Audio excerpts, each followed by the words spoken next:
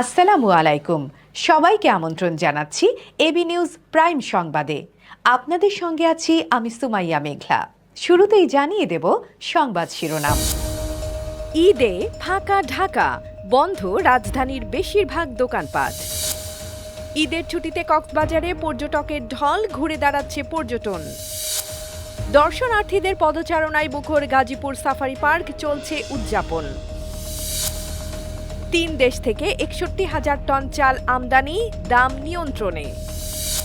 মালয়েশিয়ায় গ্যাস লাইনে ভয়াবহ অগ্নিকাণ্ড, আহত 112। অস্ট্রেলিয়ার কেন্দ্রীয় চুক্তিতে চমক, যুক্ত হলেন 2 টেস্ট খেলা ব্যাটার। দর্শক, এতক্ষণ শুনছিলেন শিরোনাম, এখন বিস্তারিত। ঈদের দীর্ঘ ছুটিতে ধাপে ধাপে রাজধানীবাসী ঢাকা ছেড়েছেন। ঈদের দিন যত এগিয়েছে রাজধানীর পথঘাটে জনসমাগম ততটাই কমেছে। ছুটির এই সময়টাতে ঢাকা অনেকটাই ফাঁকা হয়ে গেছে। রাস্তায় পর্যাপ্ত গণপরিবহন নেই, মাঝে মাঝে 2টি বাস চলতে দেখা যাচ্ছে এবং খুব অল্প সংখ্যক সিএনজি চলমান। চালকদের দাবি যাত্রী পাওয়া যাচ্ছে না। অন্যদিকে সড়কের অলিগলিতে ব্যাটারি চালিত রিকশার সংখ্যা বেড়েছে। যাত্রীদের অভিযোগ, রিকশা চালকরা তাদের থেকে বাড়তি ভাড়া আদায় করছেন। রাজধানীর বেশিরভাগ দোকানপাটও বন্ধ রয়েছে। সবকিছু খুলে স্বাভাবিক ঢাকার রূপ ফিরতে আরও 2-3 দিন সময় লাগতে পারে। ব্যস্ত সড়ক ও মহাসড়কগুলোতে গাড়ির শব্দ, যানজট, পথচারীদের হুড়োহুড়ি এবং কর্মব্যস্ততা নেই। যান্ত্রিক কোলাহলে ভরা শহরটি এখন একেবারেই শান্ত ও নীরব। ঈদের ছুটিতে ঢাকায় রয়ে যাওয়া মানুষজন এমনই ফাঁকা এক রাজধানী দেখছেন। সড়ক ফাঁকা থাকায় ট্রাফিক পুলিশদের দায়িত্ব পালনের চাপ কম রয়েছে। তবে নিরাপত্তা নিশ্চিত করতে আইন শৃঙ্খলা রক্ষাকারী বাহিনীর সদস্যদের বিভিন্ন পয়েন্টে টহল দিতে দেখা গেছে। ঈদের দীর্ঘ ছুটিতে কক্সবাজার সৈকতে পর্যটকদের ঢল নেমেছে। সৈকতের লাবণী পয়েন্ট থেকে শুরু করে মেরিন ড্রাইভের ইনানি, পাটুয়ার টেক পাথুরের সৈকত পর্যন্ত পর্যটকদের ভিড় লক্ষ্য করা যাচ্ছে।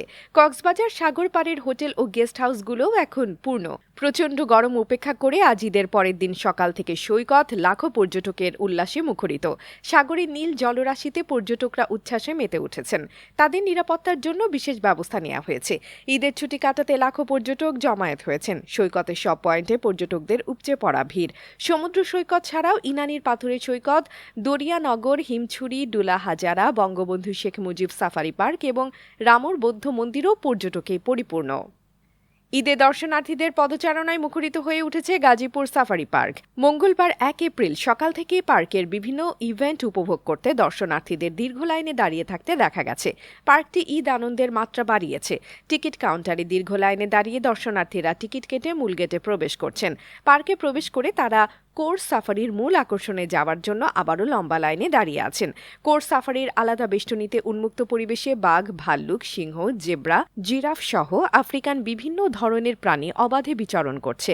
বাসে ওঠার জন্য সেখানেও দর্শনার্থীরা লম্বা লাইনে অপেক্ষা করছেন।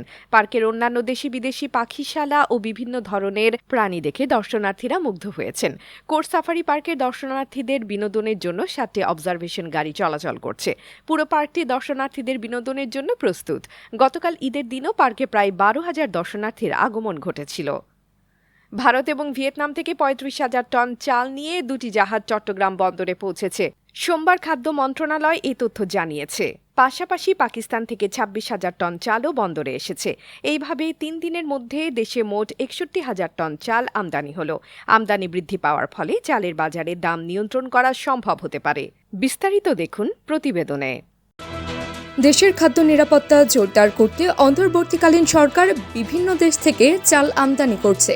সম্প্রতি 3 দিনে দেশে মোট 61,000 টন চাল আমদানি হয়েছে। ভারত এবং ভিয়েতনাম থেকে 35,000 টন চাল নিয়ে 2টি জাহাজ চট্টগ্রাম বন্দরে পৌঁছেছে। সোমবার খাদ্য মন্ত্রণালয় থেকে এ তথ্য জানানো হয়েছে। মন্ত্রণালয়ের বিজ্ঞপ্তিতে বলা হয়, উন্মুক্ত দরপত্রের মাধ্যমে ভারত থেকে 22,500 মেট্রিক টন সেদ্ধ চাল এবং জি2জি চুক্তির আওতায় ভিয়েতনাম থেকে 12,500 টন আতপ চাল কেনা হয়েছে। ভিয়েতনামের এটি দ্বিতীয় চালান। এর আগে প্রথম চালানের 17,800 মেট্রিক টন চাল দেশে পৌঁছেছিল।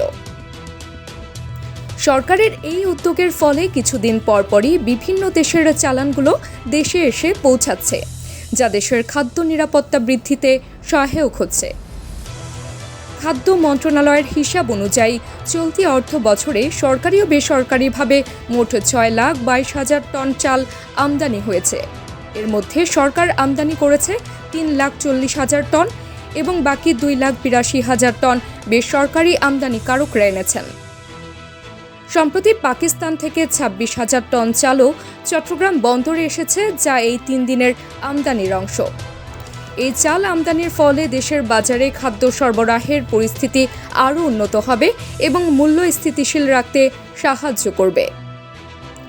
সরকারের খাদ্য নিরাপত্তা নিশ্চিতকরণে এই ধরনের উদ্যোগ অত্যন্ত প্রয়োজনীয়, বিশেষ করে বর্তমান বৈশ্বিক পরিস্থিতিতে। AB news desk report.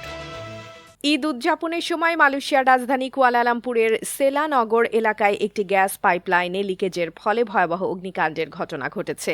এই অগ্নিকাণ্ডে শতাধিক মানুষ আহত এবং অর্ধশতাধিক বাড়িঘর পুড়ে গেছে। দেশটির সরকারি কর্মকর্তাদের তথ্য অনুযায়ী মঙ্গলবার সকালের দিকে এই ঘটনা ঘটে। কুয়ালালামপুরের নিকটবর্তী সেলানগর রাজ্যের অগ্নি নির্বাপন কর্মকর্তারা জানান, গ্যাস পাইপলাইনের প্রায় 500 মিটার এলাকায় লিকেজ থেকে ভয়াবহ আগুন ছড়িয়ে পড়ে। আগুনের লেলিহান শিখা কয়েক কিলোমিটার দূর থেকেও দেখা যায়। সকালে ছড়িয়ে পড়া আগুন প্রাথমিকভাবে নিয়ন্ত্রণ করা কঠিন হয়ে পড়ে, তবে দমকল বিভাগের অতিরিক্ত সদস্য মোতায়েনের পর কয়েক ঘণ্টার চেষ্টায় দুপুরের দিকে আগুন নিয়ন্ত্রণে আসে। ভয়াবহ এই অগ্নিকাণ্ডের ঘটনায় অন্তত 112 জন আহত হয়েছেন, জানিয়েছেন দমকল বিভাগের একজন কর্মকর্তা। সেলানগর পুলিশের উপপ্রধান মোহাম্মদ জাইনি আবু হাসান স্থানীয় মিডিয়াকে জানান, অগ্নিকাণ্ডে আহত কমপক্ষে 60 জনকে হাসপাতালে ভর্তি করা হয়েছে। তবে এই ঘটনায় এখন পর্যন্ত আরও তথ্য পাওয়া যায়নি। অগ্নিকাণ্ডে অর্ধশতাধিক বাড়িঘর ক্ষতিগ্রস্ত হয়েছে বলে জানানো হয়েছে। ক্রিকেট অস্ট্রেলিয়া সিএ আজ মঙ্গলবার 2025-26 মৌসুমের জন্য কেন্দ্রীয় চুক্তিতে থাকা ক্রিকেটারদের তালিকা প্রকাশ করেছে। এই তালিকায় 23 জন ক্রিকেটারের নাম রয়েছে, যার মধ্যে 3 জন নতুন মুখ। তারা হলেন ওপেনার স্যাম কনস্টাস, বাঁহাতি স্পিনার ম্যাথিউ কুনেমান এবং অলরাউন্ডার বু ওয়েবস্টার। কনস্টাস ও ওয়েবস্টার উভয়ই আন্তর্জাতিক ক্রিকেটে অভিষেক ঘটে ভারত অস্ট্রেলিয়া টেস্ট সিরিজে। কনস্টাস অভিষেক সিরিজে আগ্রাসী ব্যাটিং প্রদর্শন করেন। তিনি আন্তর্জাতিক ক্রিকেটে মাত্র 2টি টেস্ট খেলেছেন। 4 ইনিংসে 113 রান সংগ্রহ করলেও মাঠে তার উপস্থিতি ছিল সপ্রতিভ। কোহলি ও বুমরাহদের মোকাবেলা করে তিনি পুরো ভারতীয় ক্রিকেট আঙ্গনের চক্ষুশূলে পরিণত হন। ওয়েবস্টারও অভিষেক সিরিজে প্রথম ম্যাচে 50 করেছেন এবং বল হাতে কার্যকর ভূমিকা পালন করেছেন। তিনি এখন পর্যন্ত 3 টেস্টে 150 রান সংগ্রহ করেছেন এবং 3টি উইকেট নিয়েছেন। নতুনভাবে কেন্দ্রীয় চুক্তিতে অন্তর্ভুক্ত কুনেমানও টেস্টে কার্যকর। তার 5 টেস্ট ক্যারিয়ারে 35 উইকেট শিকার হয়েছে। ভারতের বিপক্ষে বোর্ডার গাভাস্কার ট্রফির শেষ 2 টেস্টে কনস্টাস, বুমরাহ ও কোহলির বিরুদ্ধে উত্তেজনা বাড়ান। দর্শক, এতক্ষণ আমাদের সঙ্গে থাকার জন্য ধন্যবাদ। সর্বশেষ সংবাদ পেতে ভিজিট করুন আমাদের ওয়েবসাইট www.abnewsinternational.com এ। সেই সঙ্গে নিয়মিত ভিডিও নিউজ পেতে আমাদের ফেসবুক পেজ ও ইউটিউব চ্যানেলে চোখ রাখুন।